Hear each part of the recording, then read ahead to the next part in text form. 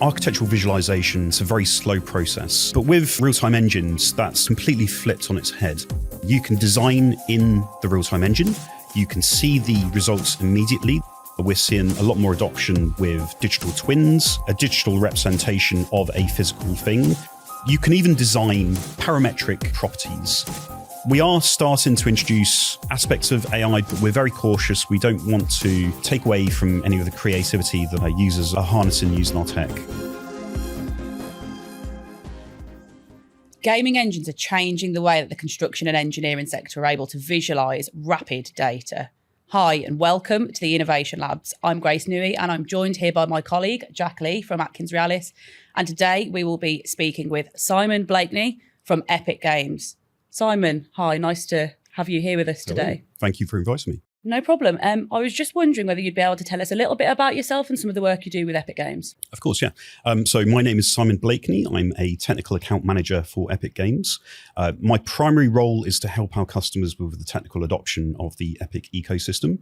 I also work across different industries. So I support the AEC industry, architecture, engineering, construction.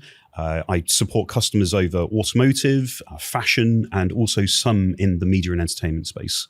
And I've been with the company just over 5 years. Prior to that, I worked for Over Arup and Partners for 12 years as part of their advanced digital engineering team. And I love to bring ideas, technologies, ways that we can use real-time engines to architectural engineering projects. I think there's a lot of scope to go a lot further than what we've reached at the moment. So Epic Games, I mean, the clue is in the name, right? It's games. Yeah. Tell us a little bit about some of the work that Epic Games do in the context of the construction and engineering sector. Yeah, so we work with many customers across architecture, engineering, construction, everything from digital twins to configurators, ArcViz, architectural visualization.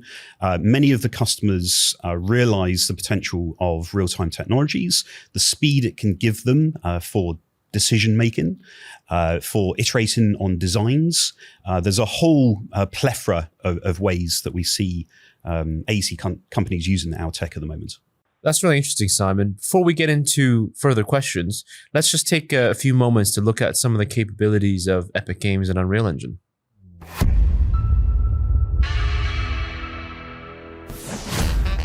And this is one of the non-games reels that we've sent through.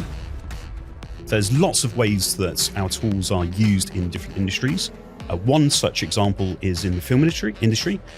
Hundreds of films use our technology as background plates. It's used as part of the animation process on a lot of productions. In the automotive space, you see configurators for vehicles. You see our technology also embedded into vehicles themselves. So Rivian is one example of that, where the vehicle itself is driven by the UI in Unreal Engine. Stop doing that. Let me see We also have lots of customers across fashion. They will create garments. They will create different design methodologies using our tech. And these are just some of the capabilities that we have. Here you're seeing some live broadcast examples as well. So if you have an event such as a theatre performance or somebody presenting on stage, we can control the light fixtures using DMX protocols. We can also control aspects of sound. There's limitless possibilities in that space. Thanks for sharing that, Simon. Really interesting to see, and really interesting to see the breadth of what you might associate as only 3D visualization gaming, but actually in lots of different industries, and in particular entertainment, also live performances that you were talking about. So what struck me was, your background. You were at Arup, you were within our AEC industry. You're now at Epic Games. So you've seen kind of from both sides. And I'm just really curious to hear, from your perspective and your experience, how did these two industries kind of coalesce together? Was it one or the other that started it? Was someone saying, oh, yeah, they're doing really interesting stuff around gaming, we should bring that in? Or was it actually, Epic Games going, hey, have you, as AEC architects, engineers, designers, have you considered using our tooling and capabilities as part of your day-to-day? I think that's definitely been a gradual process. Architectural visualization has worked hand in hand with architecture and engineering firms for many years, but it's a very slow process. So if you look at some of the offline rendering solutions in the past, you might wait potentially hours for a single image to process to get the results that you need to get that visual fidelity. But with real-time engines, that's completely flipped on its head. You can design in the real-time engine. You can see the results immediately. There's no waiting time. You can fly around that space, and you can really shortcut a lot of the processes that were there in the past. So that's the immediate thing that I think of. The first area that was adopted very, very quickly. Now, however, we're seeing a lot more adoption with digital twins. The power of augmenting REST APIs, for instance, with the visuals to be able to get increased insights on what a design is actually trying to do and the decisions you're trying to make there. We also see a lot of people exploring the prototyping phases of designs. So if you have an area that you want to explore, you may want to see how many floors a building can occupy without there being a conflict on a view corridor within a city, such as London. It's those sorts of processes that the gaming logic can help enhance as well. Yeah, it's really interesting. I think some of the problems we face as our company and in this industry, data is increasing massively at the moment in terms of the data we collect from our site, the data we need to visualize, the data we need to process.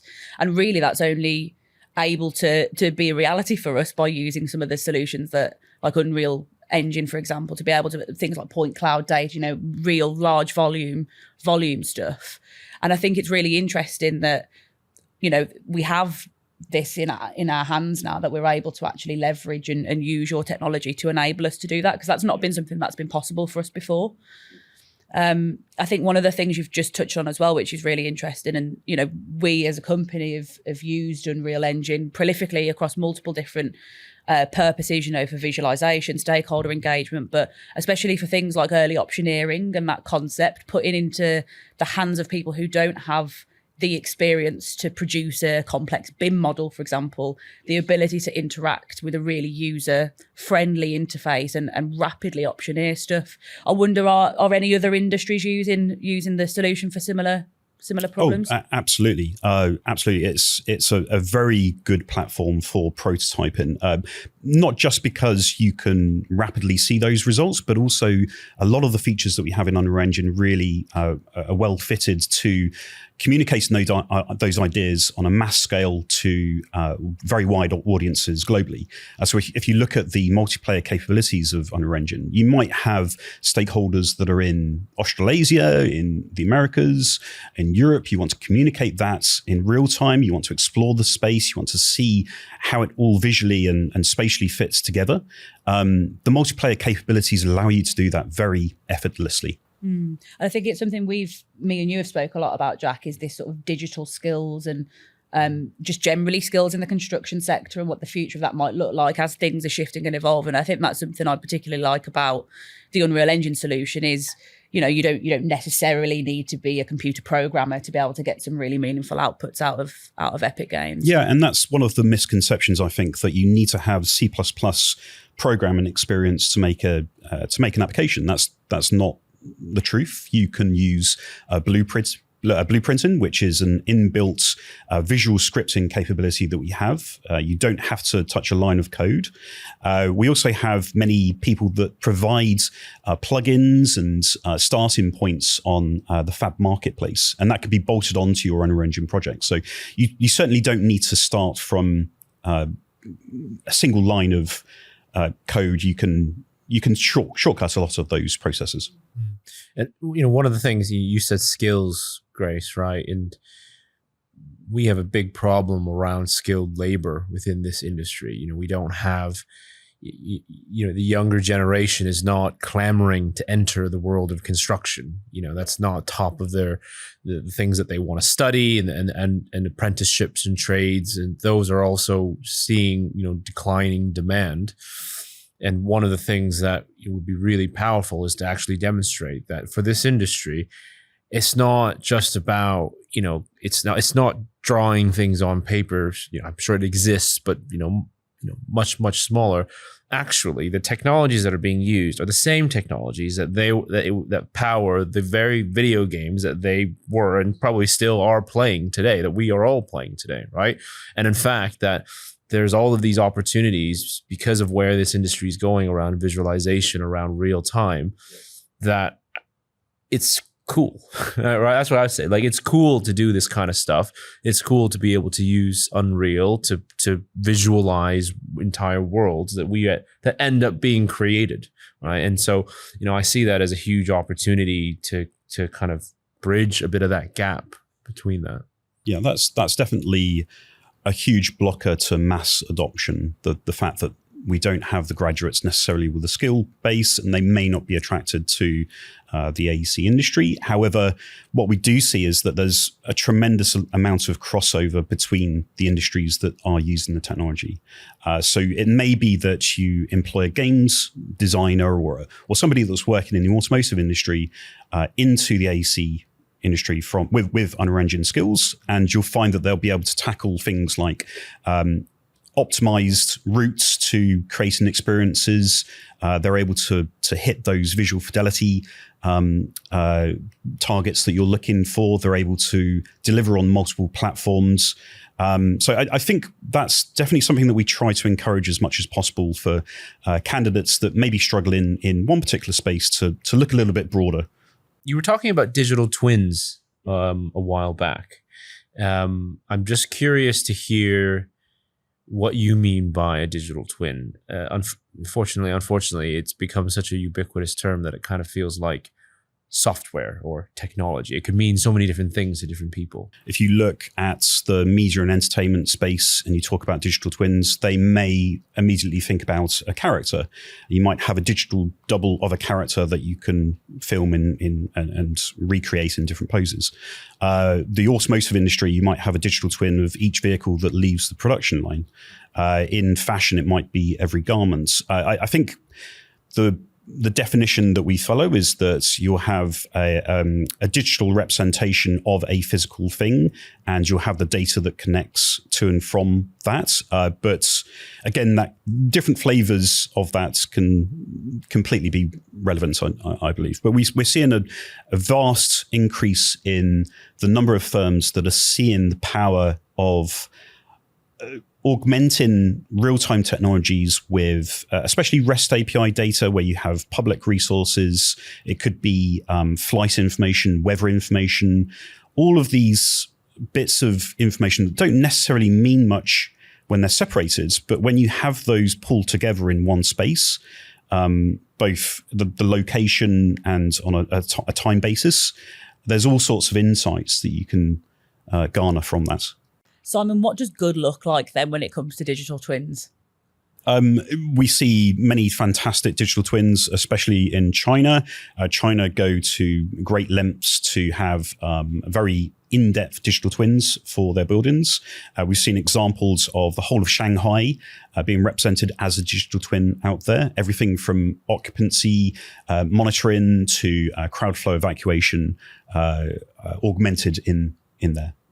So what more can we do as an industry? Because I think some of the challenges we're facing, we've had a lot of conversations about how actually we should all help each other a little bit more in this sector, between companies like Atkins Realis and companies like Epic Games and other technology companies. We should be working together better to get us all to the next step. And there's some real excitement here. It feels like we're going in the right direction. But what more do we need to do to really accelerate this? I think a lot of it comes down to the way that data is formatted. We see a fair amount of chaotic formation of data sets that don't necessarily lead into a fluid workflow for some of the real-time technologies that can can go on offer. So one example of that is if you have a building and you have objects that are very similar to one another, in Unreal Engine, you can instance that geometry. So you can load it once in memory, and then all of the other models that are very similar to that or the same as that can be referenced against that same model. So if there's slight differences there, that can mess up some of the optimizations that you can take. But I think it's mainly a data management sort of problem there mostly. What's interesting is that, there's some trends that I know that I'm seeing around things like edge computing, right? Compute, reducing the latency between data centers or having smaller data centers but closer to cities versus mega campuses that are out, right? So is that of a focus for Epic Games? Are you thinking about that? Because I think the more that you reduce that, the more and more complex that you could do, the complex tasks you can do more real time, right? Yeah, one of the technologies that we harness largely is WebRTC. And we'll have pixel streamed applications. So pixel streaming it's the offset of hardware requirements, GPU hardware requirements to the cloud. So a scenario could be that you have a real-time application which is of a high visual fidelity, but you wanted to deliver that to somebody that doesn't have a high-spec machine. What you can do is push that to the cloud.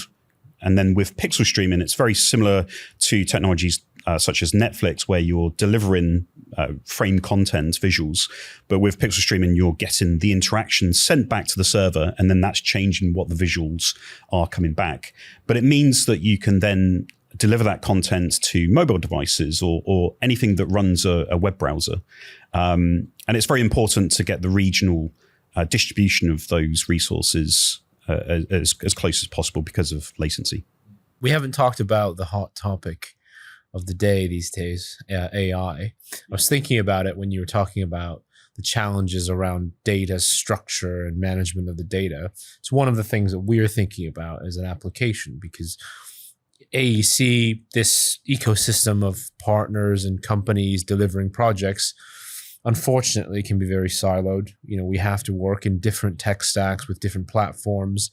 You'll have so many different stakeholders all contributing to one project, and so you end up, having naturally kind of creating this data problem.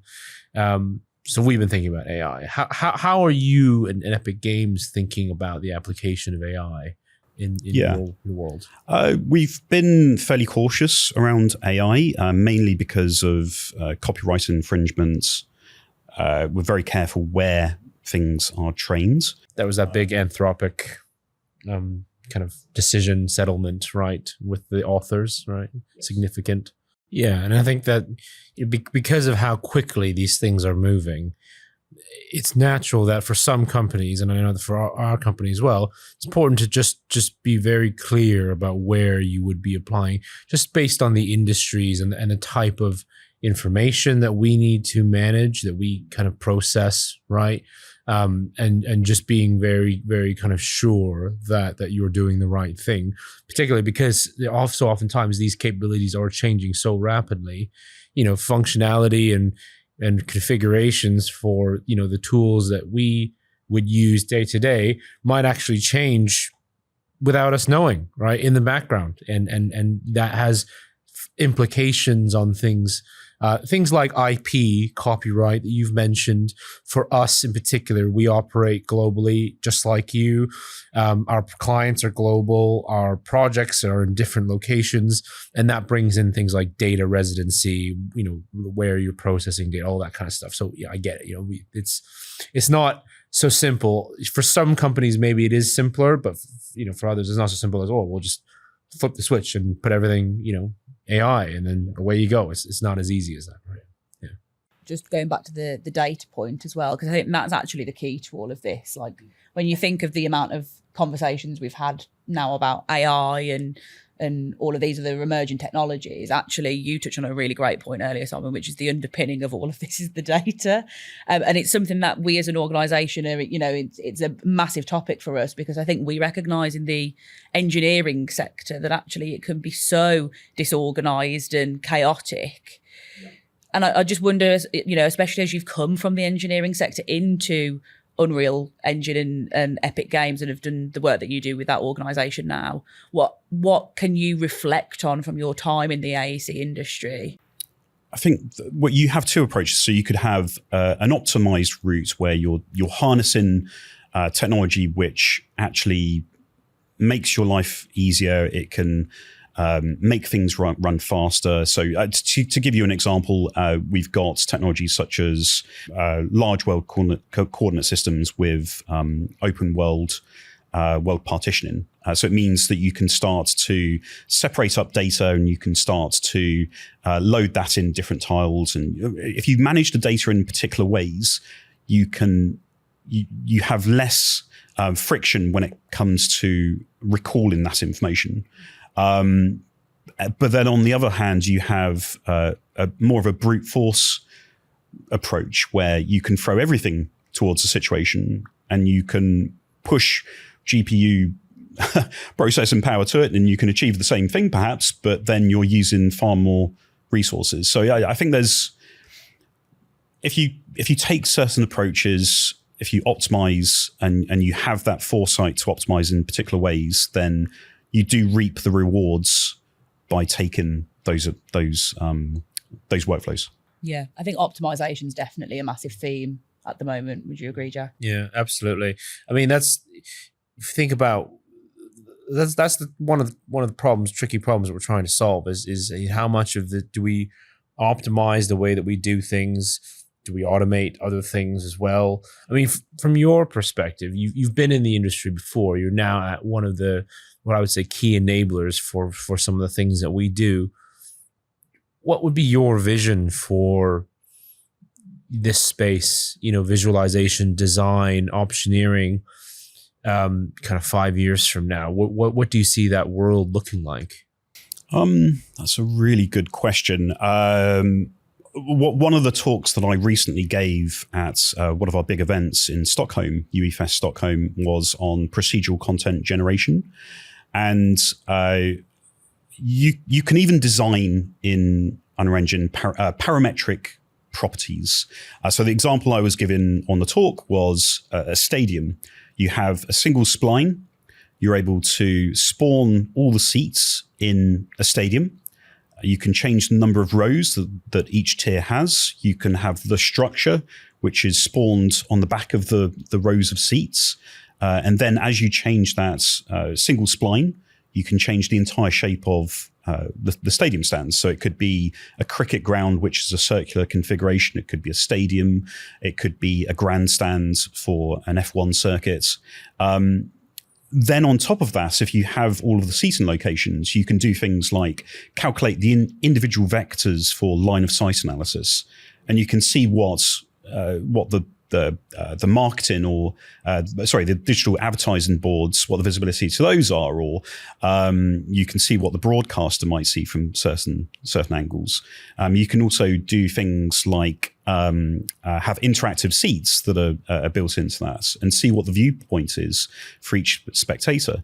So I think it's these sorts of things where there's potential to go much, much further at the design stage, especially, and carry a lot of the analysis that would be done at a later stage and bring that forwards right on to the cusp of creating the initial prototype. So as you're changing those parameters, is it also calculating the things that it needs to calculate? I mean, I'm not an engineer, but is it from a structural and a physics perspective, is it doing those calculations? So not structurally. It's very much an early prototype that I was demonstrating at the time, a completely hypothetical design.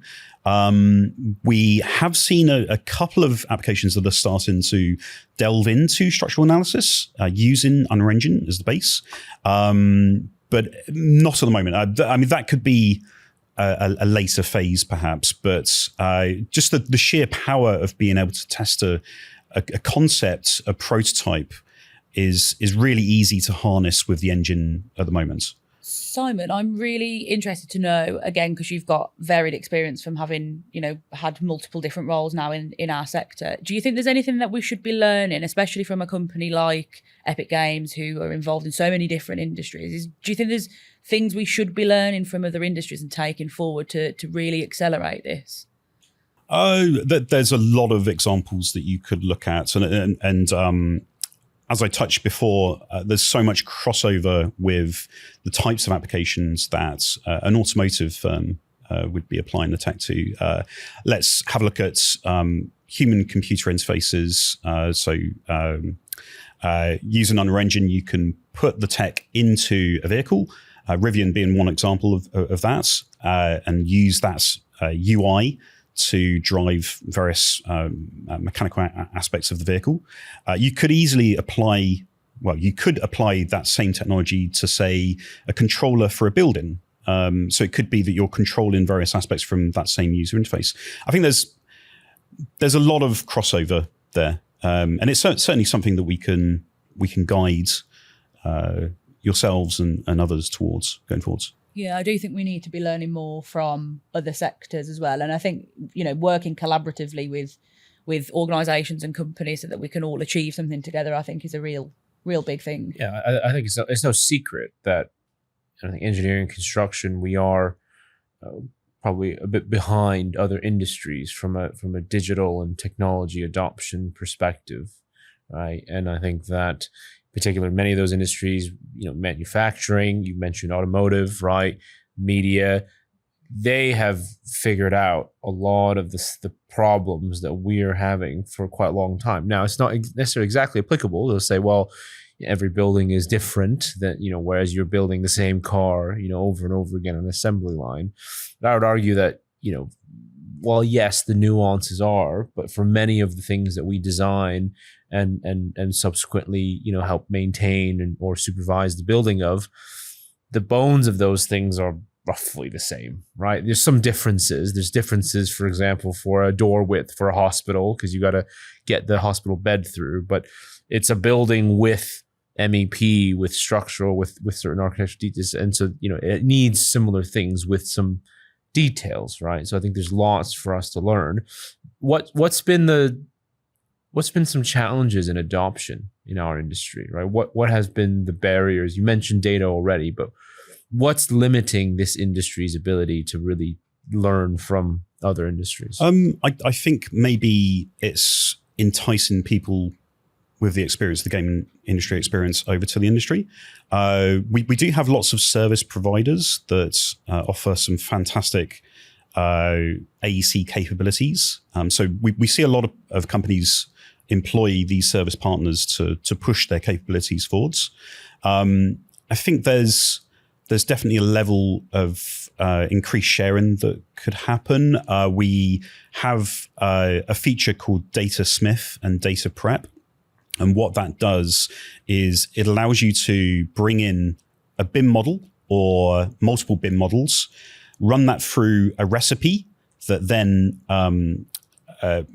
interprets the data that you're bringing in from that BIM model in a certain way. So, for instance, if you're bringing in 100 doorways into Unreal Engine through Data Smith and Data Prep, you can add gaming logic to those doorways automatically, or you can add metadata to those doorways automatically. But these are recipes that you can share throughout the industry. It doesn't have to be isolated to individual companies. I think there's a lot of repeated effort that could, but I'm sure that's the same in every industry. Simon, we've talked today about upskilling the workforce. We have a bit of a kind of a skilled labor shortage in our industry. It's really important for I know us as a company. I think for certain for our other companies in the industry, and the world has been very much moving from 2D drawings to 3D BIM and everything. But sometimes, not everyone has those skills. So are there ways that you can think of or recommend for those who maybe have been in the world of 2D that might want to, take that leap into more 3D capability? Yeah, Unreal Engine, it can be a steep learning curve for some users. So what we do have is an application called Twinmotion. And Twinmotion is a fantastic starting position for people in various industries. It was primarily built for the AEC industry. So there are lots of connection points to BIM formats, for instance. You can import them directly. We have live link capabilities as well. If you're using applications such as Rhino, you can develop in Rhino, but have that live linked into Twinmotion and see the visualization results as you're still designing your piece. And there's lots of ways that people can use it as a fast starting point with library assets such as vegetation, materials that you can drag and drop into the environment and apply to those models. And it's a fast track way of creating images, animations, 360 views, and pixel streamed experiences. Simon, thank you so much for joining us today. It's been a pleasure talking with you. I'm sure we could ask you a million more questions. At the end of these episodes, we like to ask our guests some quick fire questions. So just short and sweet answers if you can. So question number 1, what is the best invention in the last 50 years that you could not live without? I think that has to be the internet, TCP, IP protocol. Most of the things that we have today, what I interact with, I couldn't have. We have the Fortnite Galactus event, which reached 15.3 million concurrent users. It has to be the internet. Yeah, I think that would be hard to argue with, to be honest. And what book are you reading at the moment? I've just started Snow Crash by Noel Stevenson. It's long overdue. But to be honest, it's mainly manuals, documentation. We release extensive release notes. So documentation takes up all your time. You're reading all the things that no one else is reading. Exactly. Yeah, I take the painful tasks. Awesome. And finally, what piece of technology do you think is either really, really overrated or super underhyped? I think, well, not necessarily a current trend, but web APIs. I think RESTful APIs, web RTC, there's so much possibility of connecting up data sets. And I think that's something that is very much missing from a lot of conversations. I see a lot of companies that don't have web developers, for instance, and if they had some of that knowledge in their firms and they link that with real-time engines, there's all sorts of possibilities that could spawn from that. Amazing. Thank you, Simon, so much for joining us today. It's been a really interesting discussion, so thank you for that. Join us next time for the next episode of Innovation Labs. And in the meantime, please comment down below and let us know what you think of the use of gaming engines in the construction and engineering sector. Thank you. We're expecting people on site to do so many different things all at once, and to contain all of that in your head, it's impossible. And that's exactly why we get errors that happen on site. We're very information or document rich in the sector. We're trying to move away from form filling exercises. We capture data in a light touch, seamless way that leverages AI. One of the reasons we started Qflow was we wanted to leave the world in a better place than we found it. The built environment overall has a huge influence globally to make that impact.